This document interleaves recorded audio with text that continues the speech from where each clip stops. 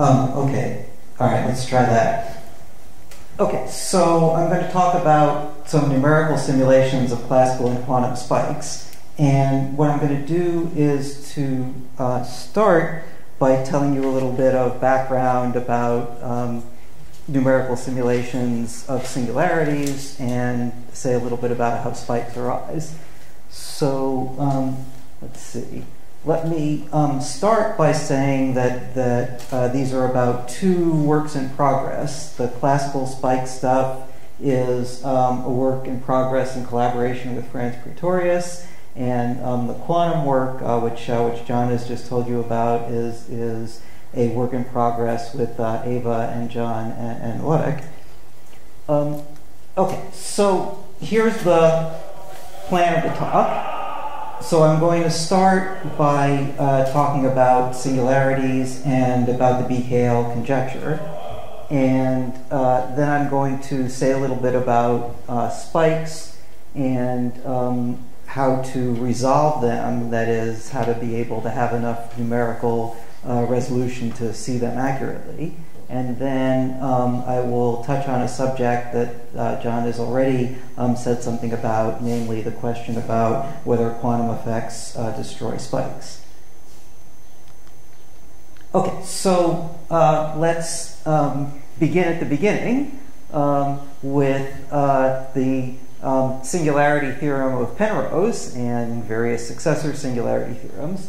So basically, we have these wonderful pieces of mathematics, and I just want to say that there's an old quote from Ed Witten where he says that string theory is a piece of 21st century mathematics that sort of dropped by accident into the 20th century. Well, I have no idea whether that's true about string theory. I suspect it isn't true. However, there's a very real sense in which the singularity theorems are a piece of 21st century mathematics that dropped by accident into the 20th century.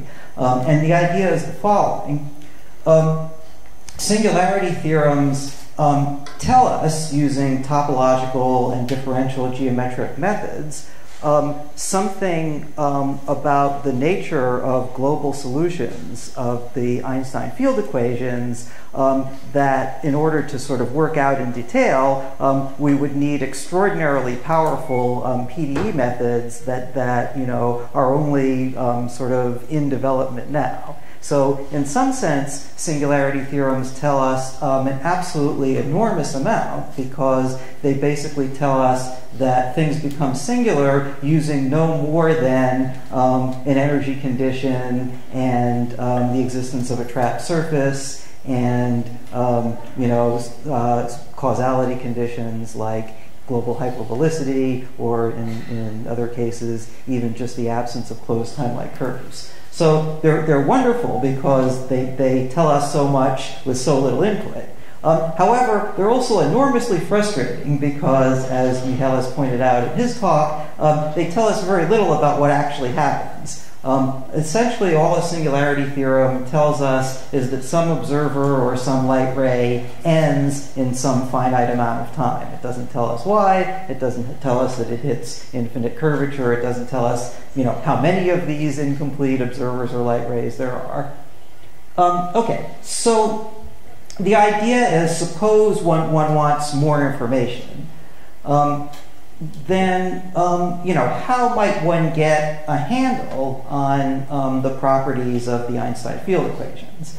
Well, at first, right, this sort of sounds like a really daunting task, because the Einstein field equations are complicated and nonlinear, and it's sort of difficult to make progress. I should mention that I can say this last sentence only because Chandrasekhar is not here, because whenever anyone said that in his presence, he would always say, no, Einstein's equations are beautiful and simple. They only look complicated when you look at them the wrong way. But since he's not here, I can get away with this.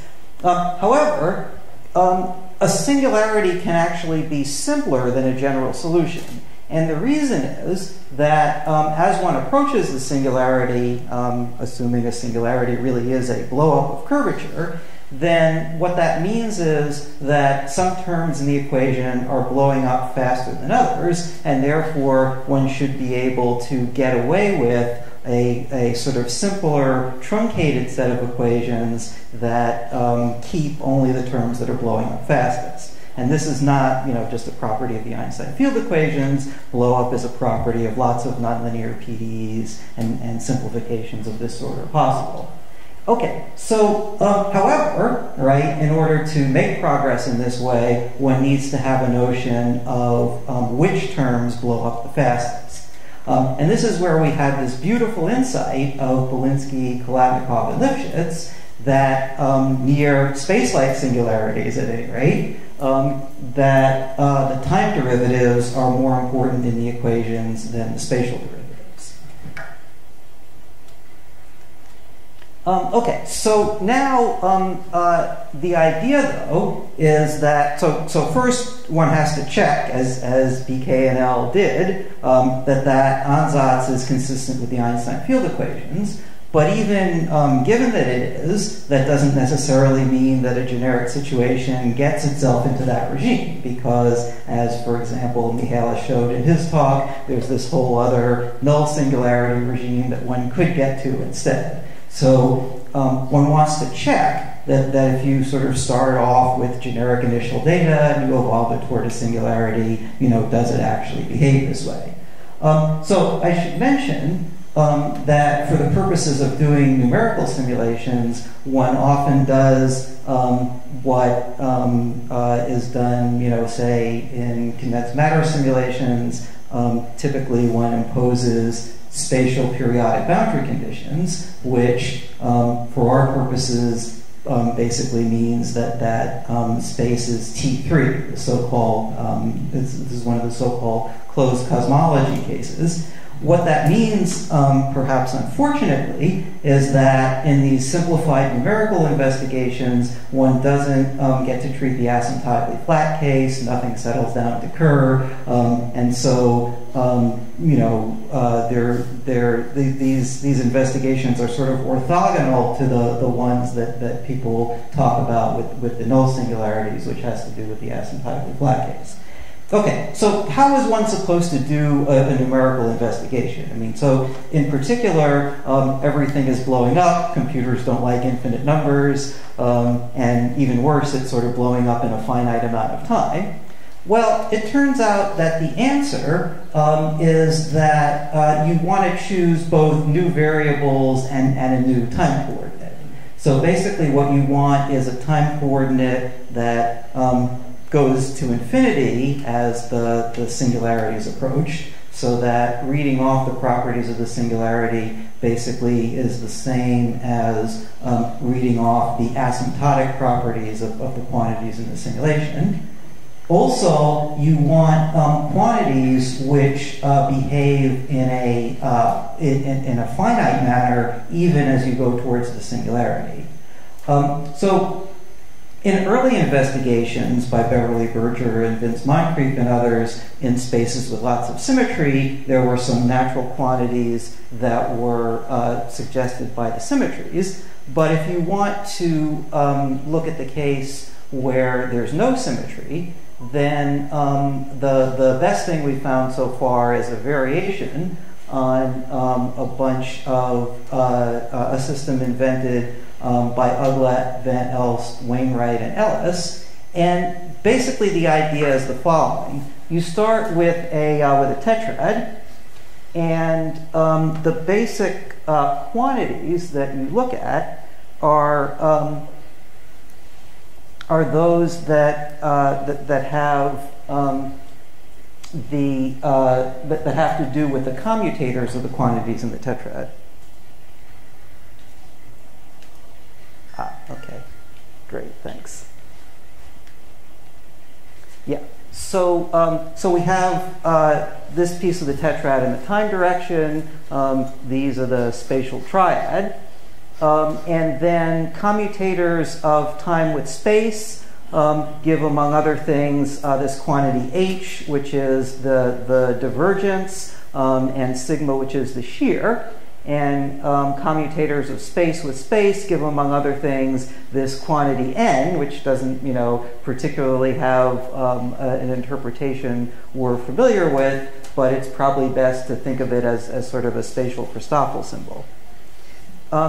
Okay, so in particular, as we approach the singularity, shear is blowing up, divergence is blowing up, and the spatial Christoffel symbols are blowing up. But luckily for us, they're all blowing up at the same rate. So what that means is that if one introduces scale-invariant variables, namely, say, a scale-invariant shear that's the regular shear divided by divergence, a scale-invariant spatial Christoffel symbol that's the regular Christoffel symbol divided by the divergence, and tetrads that are basically the old tetrad divided by the divergence, then one gets a nice set of variables. One also gets a nice, simple way of saying what it means for time derivatives to be more important than space derivatives. The point is that in the field equations, all space derivatives will be multiplied by this capital E, that is the rescaled spatial triad. So what that means is that as long as capital E gets very small as one approaches the singularity, then spatial derivatives will become unimportant compared to time derivatives. That doesn't mean anything is becoming nearly homogeneous. It just means that the spatial derivatives, however big they are being multiplied by something that makes them small in the field equations. Okay, so basically, written in these Ugla et al. Variables, the vacuum Einstein equations become evolution equations and constraint equations. And one needs a slicing that sort of cozies up to the singularity. That is, no piece of the slice should hit the singularity before any other piece, and the whole slice should asymptotically approach the singularity as the time coordinate goes to infinity. And so the easiest thing to do is to choose constant mean curvature slicing. That is, each slice is just a space of constant mean curvature. And also to choose the time coordinate so that h, the mean curvature, is 1/3 e to the minus t. So in this way, the singularity is asymptotically approached in these conventions as t goes to minus infinity. Also, notice that in terms of blow-up of things like the Kretschmann scalar, it turns out that the Kretschmann scalar is just e to the minus 4t times some perfectly innocuous function of these rescaled variables. So what that means is that as long as this function doesn't go to 0, which in general it doesn't, that at every single spatial point the Kretschmann scalar blows up at this rate. Okay, so you don't have to do anything fancy to get the appropriate blow up. In general, that's simply what will happen. Okay, so now you just take the system and you throw it on the computer. And what happens is that, sure enough, at each spatial point, the spatial derivatives become negligible, right? This quantity, the rescaled spatial triad, basically goes to 0, and it goes to 0 fast enough that, when it multiplies all the spatial derivatives, they become negligible. So what that means is that essentially the dynamics of each spatial point decouples from that of every other spatial point. In John's phrase from the previous talk, this becomes an ultralocal theory. So this is exactly what BKNL predicted. And furthermore, it turns out that the particular dynamics that you get is oscillatory. And in these particular variables, it's a nice, simple oscillatory dynamics because it consists of a bunch of eras in which this rescaled shear is just constant, punctuated by short bounces in which the rescaled shear rapidly changes. So let me give you a picture. So this is one of these simulations. So this is sitting at a particular spatial point. The singularity is approached as t goes to minus infinity. Things sort of slosh around for a while, and then we see very regularly, we get these epochs where each of these components of sigma is approximately constant, rapid bounces to another set of constants, rapid bounces to another set of constants, and so on. Okay, so what is driving these dynamics? Well, it turns out that there is another quantity, the rescaled spatial Christoffel symbol, that also has this funny dynamics. Most of the time, all its components are pretty close to 0, but just when these bounces occur, one or the other of these components gets big, causes a bounce, and then gets small again. Okay, so the idea is that in each Kasner epoch, we have rescaled shear as constant, rescaled spatial Christoffel symbol is 0. During a bounce, a rescaled spatial Christoffel symbol gets big and causes the bounce in the rescaled shear and then goes away again. Okay, so this is the oscillatory BKL dynamics. Okay, so so far, I haven't talked at all about spikes, and now, so let me explain to you what spikes are and why they occur in this case. So this quantity n, this rescaled spatial Christoffel symbol that is causing the bounce, what happens is that if it starts off positive, some small positive number, then it will grow larger and larger and more positive until it causes a bounce. If it starts off negative, it will grow more and more negative until it causes a bounce. But if I have a region where it's positive and a region where it's negative, then there must, by continuity, be some place in between the two where this quantity is 0. And when it's 0, then it cannot grow at all. And if it cannot grow at all, then it cannot cause a bounce. So what that means is that even though the picture that I showed you of this infinite sequence of bounces is generically what happens, there are special points that get stuck in the old Kasner phase, while all around them their neighbors are bouncing into the new Kasner phase. So what that means is that one gets features that, although of a fixed amplitude, become ever narrower in size as one gets closer and closer to the singularity.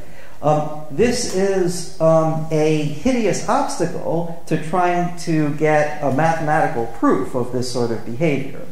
Because roughly speaking, what this means is that things that behave this way are not in anybody's favorite Sobolev norm, and so most of the methods that one would use to try to get control over this are very difficult to apply.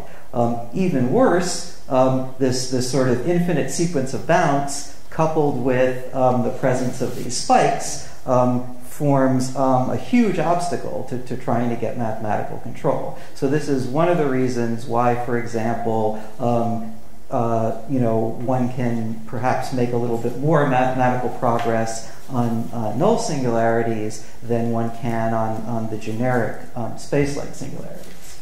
Okay, nonetheless, but in addition to the mathematical difficulties, there's also numerical difficulties, because remember, in numerics, one needs enough spatial points so that one has a whole bunch of grid points across any feature one wants to resolve. Now, if the features get smaller and smaller, then what that means is that one needs more and more grid points to resolve them, and eventually the computer simulation will have to give up as well.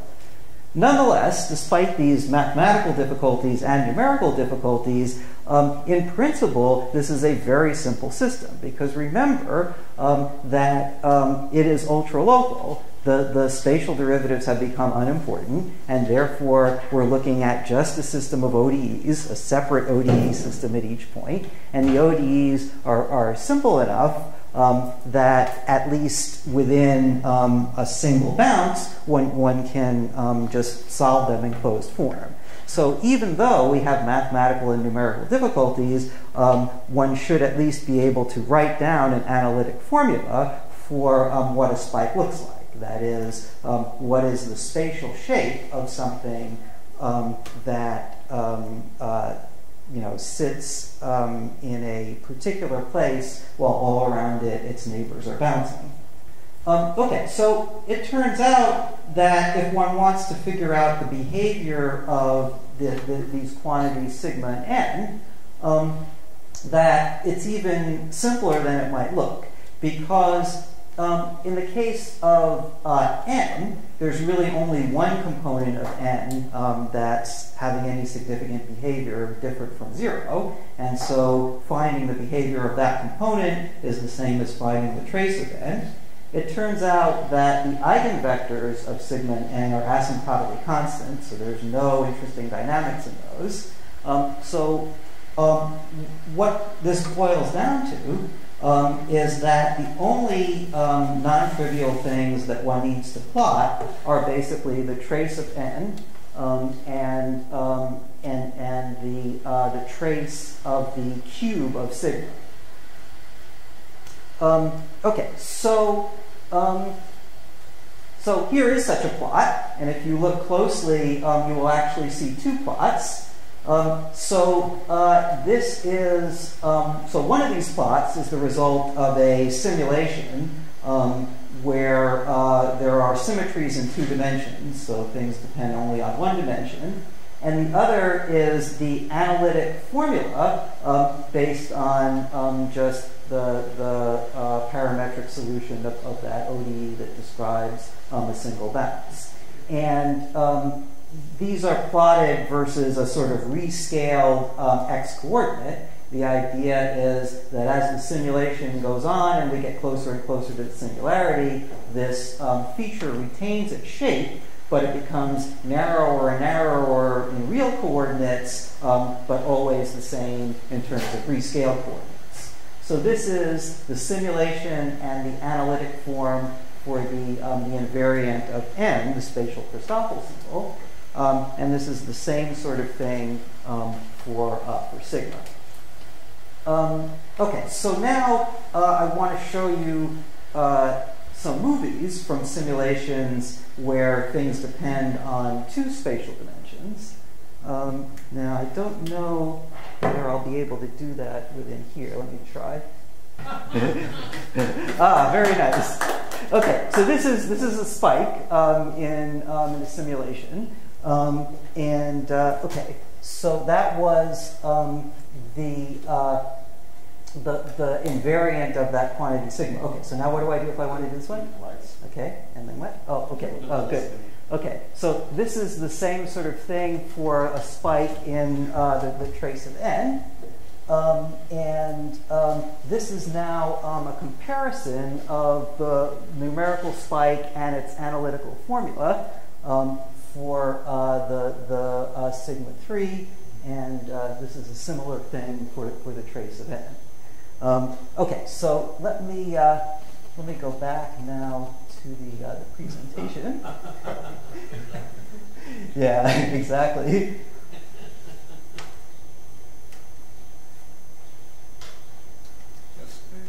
Okay, let's see. Okay. All right. So. All right. Hang on 1 second.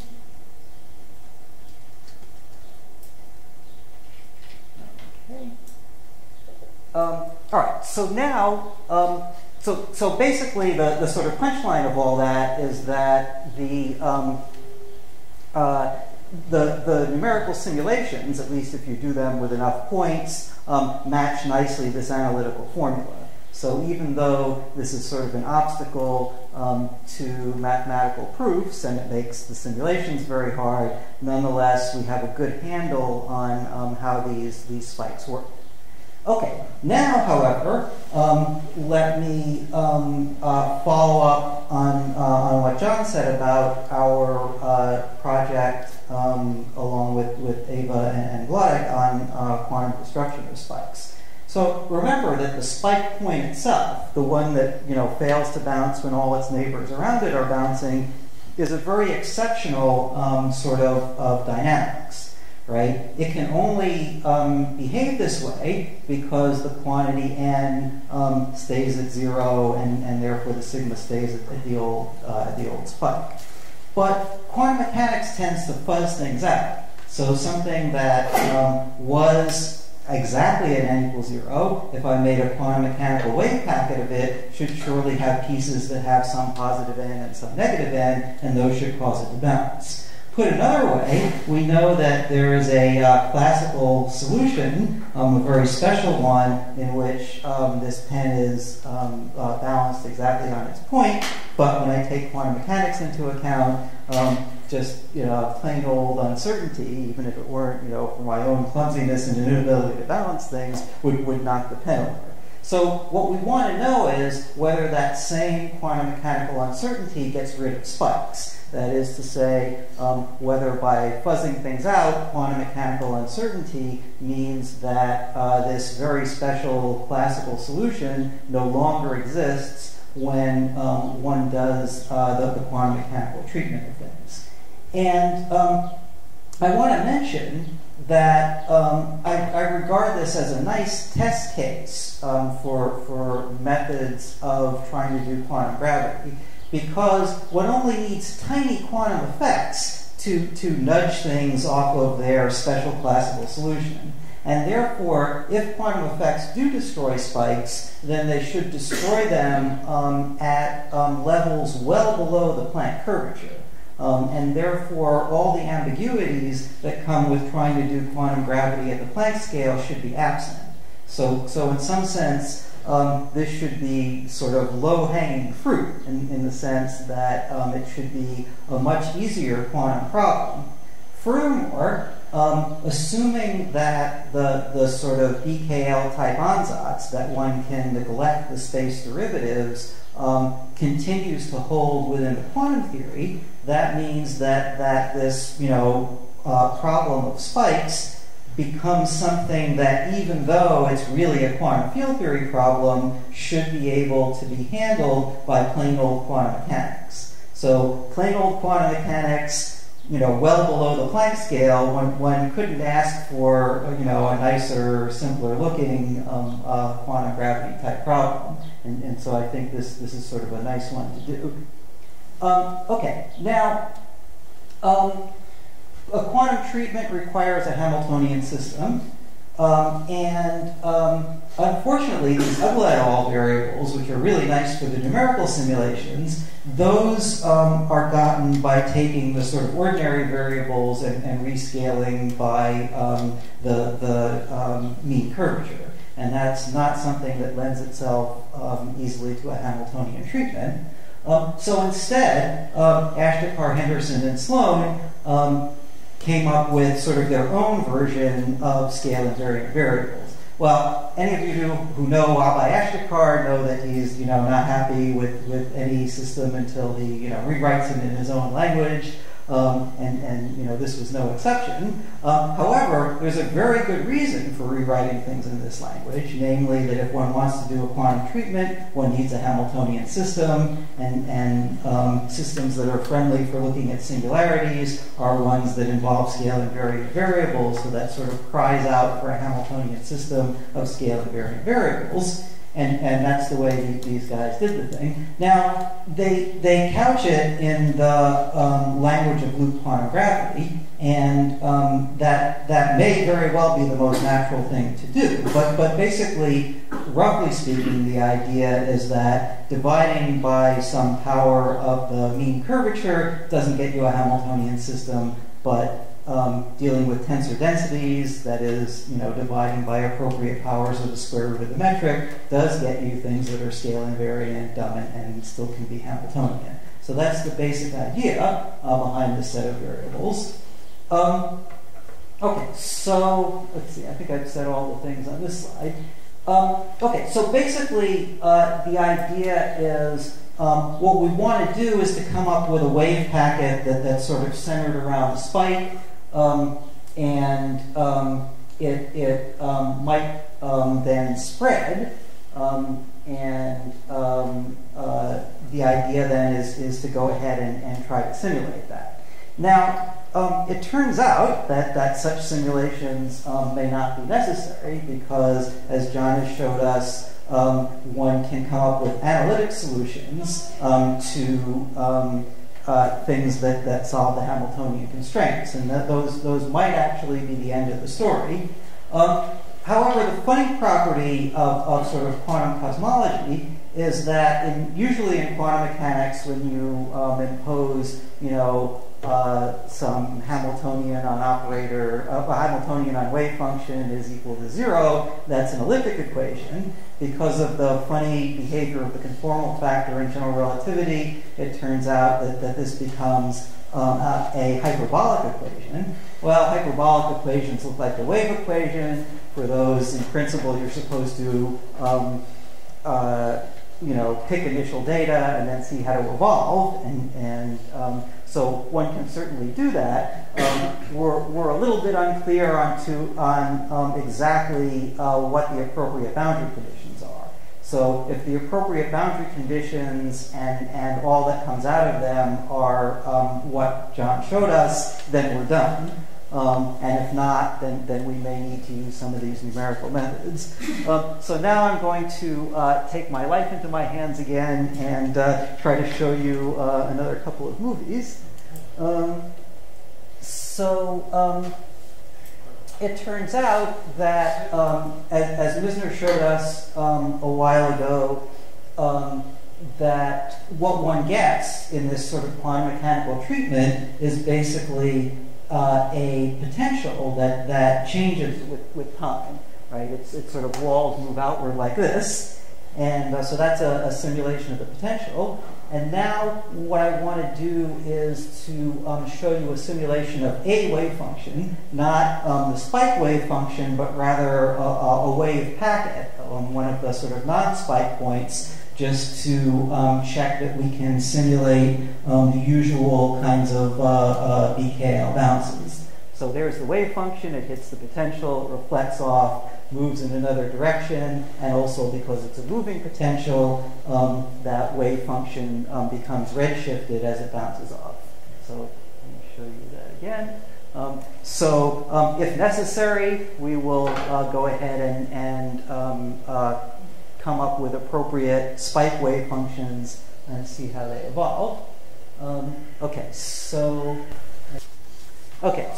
in conclusion, just going to reiterate what I've said up till now. So spikes and singularities are a numerical challenge as well as being a mathematical challenge. But at least for the classical spikes, through a combination of numerical and analytic approximation methods, we now basically understand how the spikes behave. That is, spikes are a simple consequence of the evolution equations and the behavior when a single point is at exceptional dynamics and all its neighbors are at non-exceptional dynamics. One can demonstrate this understanding and the ability to numerically simulate it just by coming up with an analytic formula for how spikes should look and comparing to the numerical simulations. However, having gone to all that trouble to understand classical spikes, it may very well be that quantum effects end up destroying spikes. We may already have the answer to that, and if not, more numerical simulations are in order. Okay, thanks very much. Thank you very much for your questions. Comments, please. I think you, then you, and then you. Yeah. But, okay.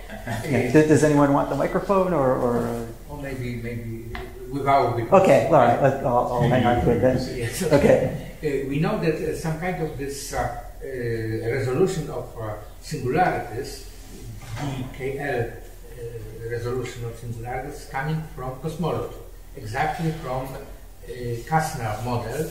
And can you interpret spikes in this in the term of this model?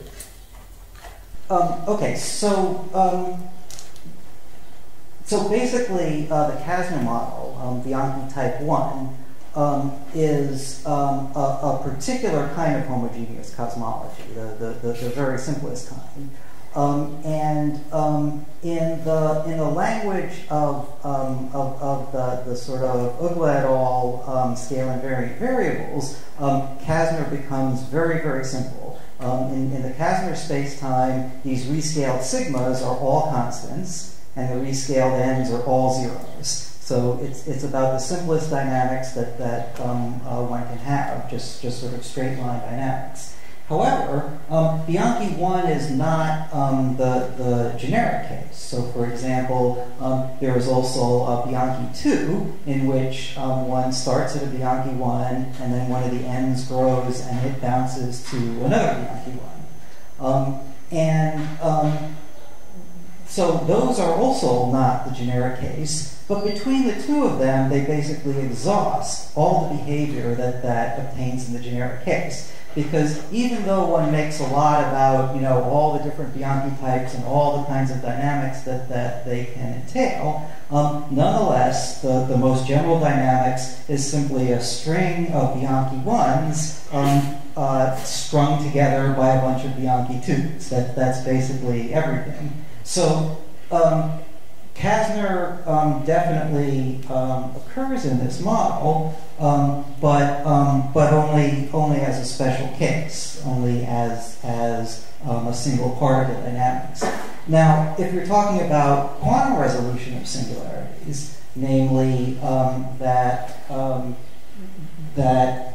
if one takes into account quantum effects near the Planck scale, that a contracting gravitational collapse situation can turn into an expanding cosmology, there are indeed things like that. And in particular, in loop quantum gravity, there are calculations for Friedrich, Lemaitre, Robertson, Walker, and also, as you say, there are calculations for Kasner. Now, those are very important because even though the dynamics is in principle an infinite series of bounces, because these bounces take place in a logarithmic coordinate, that means that it only takes a fairly short number of bounces before one gets from, say, the kilometer scale of gravitational collapse of a star to the Planck scale. And once one gets near the Planck scale, presumably these quantum effects take place, and perhaps they bounce things. So if, and this is a huge if, which I'm hoping will be understood fairly soon, if the BKL method of being able to neglect spatial derivatives and work only at individual spatial points continues to work in the quantum theory as it does in the classical, then that means that the ability to bounce Kasner is the ability to bounce everything. So if in a particular quantum theory you have a successful resolution of a singularity in which you take a contracting Kasner and bounce it to an expanding universe, then that counts as a quantum resolution of the generic singularity. Thank you. I want to ask about your last conclusion about the quantum effects. In real life, we know very little about the quantum effects and the gravity, but there is some hints. Please show your slide about the quantum effects. Okay. Hang on a second. So let's see. You mean this one? No, I think this is. Well, let's see. Oh yeah, here we go. That's right. Yeah. Okay. So there is some hints about the quantum destruction of spikes. Right. I want to show you okay. very popular problem very popular in the Landau school. Ah, okay, good. This is a problem in the non-relativistic quantum theory. This is a quantization in the field in this potential, which was nicknamed the Lifshitz. So we have a special points corresponding to an unstable equilibrium. There is no problem to quantize field in this potential. So why you think that the stable point produced any problem to in quantization? Oh, okay.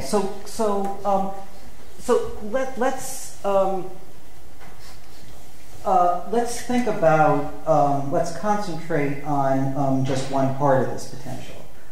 So a classical unstable solution sits right at the top of this potential. You know, in usual physics fashion, we can nicely simplify and say, well, within a small region, this potential is going to look like an upside-down harmonic oscillator. And so now, let me start with a Gaussian wave packet that's peaked around the central point of this upside-down harmonic oscillator, and then let me evolve with the Schrodinger equation and see what happens. So you quickly find that when evolved with the Schrodinger equation, that this Gaussian wave packet splits into two pieces, one piece which rolls down one side of the potential, and one piece which rolls down the other side of the potential. So notice that at a later time, the sort of chances of being exactly at the top of the potential are pretty negligible. So this is the sense in which quantum mechanics. So it's not that it's hard to do quantum mechanics in the presence of an unstable point. Rather, there's a sort of standard result for the upside-down harmonic oscillator, which tells you that if you have a quantum mechanical system that looks like this, and if you start with a wave packet peaked around this unstable point, that you will find at a later time that it is peaked far away from the unstable point. In other words, that quantum effects destroy this classical unstable solution. And now notice that I didn't say anything about, well, which wave packet am I choosing, because it turns out that there's no way to beat this, right? If you choose a wide wave packet, then it's going to be peaked mostly in places where the forces are going to pull it down, and so it will be nowhere near it. If you choose a narrow wave packet, then quantum uncertainty will give it large velocity, which will push it off the top of the hill even faster. And so the best you can do is a minimum uncertainty wave packet, and okay, minimum uncertainty wave packet only prolongs things, and you still fall off the top of the hill. So this sort of standard upside-down harmonic oscillator problem is an indication that when you have unstable classical dynamics, that when you include the effect of quantum mechanics, that unstable point no longer becomes a solution, in the sense that try as you might to make a wave packet peaked around there, it won't stay peaked around there. Maybe I continue with about it. I think that the source of the problem is that you use the spikes instead of real eigenfunctions. For this, well, it's not a spike is not an eigenfunction of anything, right? So the idea is that a particular spatial point has exceptional dynamics. And all around it, its neighbors have ordinary dynamics. And that is allowed classically, but one would expect that quantum effects will destroy this behavior just because this nice example which you've drawn for us has exactly that feature. So these spikes also occur if you just have a Bianchi-1 space-time with a magnetic field, because it has a BKL kind of behavior, or spikes are only when we have a Bianchi-9 space-time. Well, so in general, you have, I mean, let's see. So one way of sort of looking at these cases that don't have Bianchi-9 behavior is to, you know, well, I mean, you want to sort of turn this around and ask, under what circumstances would you not have this endless set of oscillations? And the idea is that you won't have them if something prevents one of these ends from being non-zero. So particular symmetries, so for example, the Bianchi-1 symmetry says all the ends are zero, and then all the sigmas are constant and you never have a bounce. Bianchi-2 makes some of the ends zero, but one of the ends makes a bounce, but then it's done, because to get a second bounce you would need another end, and those are set zero by the symmetries. Now, there are cases where adding a magnetic field changes the dynamics. I remember in these Gaudy spacetimes that Berger and Weaver and Eisenberg looked at. I mean, you know, Gaudy typically has a dynamics that's you know, sort of like Bianchi-2, but sometimes with when you put in a magnetic field, it looks more like Bianchi-6-0. But I want to convince you that this intricate beauty of the Bianchi classification isn't really needed here. That it's sort of much simpler to think in terms of these ends causing bounces, and that will continue to happen unless you prevent it by hand from happening, as you do by, you know, imposing particular symmetries. So it's true that in some cases you might get rid of an end by imposing symmetries and bring it back by putting in a magnetic field. But I think that sort of life is easier by just thinking in terms of Bianchi-1 and Bianchi-2 and just an endless series of those things, and that is the normal behavior, and unless something actively prevents it, that's what will happen. I wish to answer the question of this person. Spikes is unstable solution. Then it does not exist even in classical physics. In classical physics, cannot be unstable solution, but they exist like particular solution. In quantum theory, even as particular solution does not exist. And this is the result, I think. In classical physics, you can stay on the top forever. It is solution. It is unstable.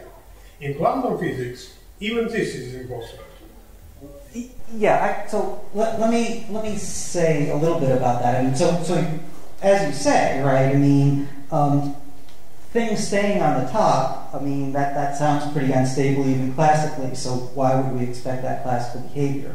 And the reason is that classical solutions have continuity, right? This is a field theory, not individual dynamics, despite the fact that that your approximation allows us to approximate it that way. If I have a classical field which is, you know, positive in this region and negative in this region, continuity enforces that somewhere in between them there will be a region in which it's zero. Right? I mean, that's you know, plain old C0, you know, elementary topology or whatever you want to call it. So in the classical theory, spikes are forced to be there because even though most things are done through classical dynamics, nonetheless, the equations remember that they're a field theory, and therefore remember that they have to enforce continuity, and therefore remember that if n is positive here and negative here, there has to be a place in between where it's zero, and that place will be a spike. So spikes definitely have to occur classically, and they do. However, you know, quantum theory may be able to evade this. Okay, no other questions, so let's actually begin.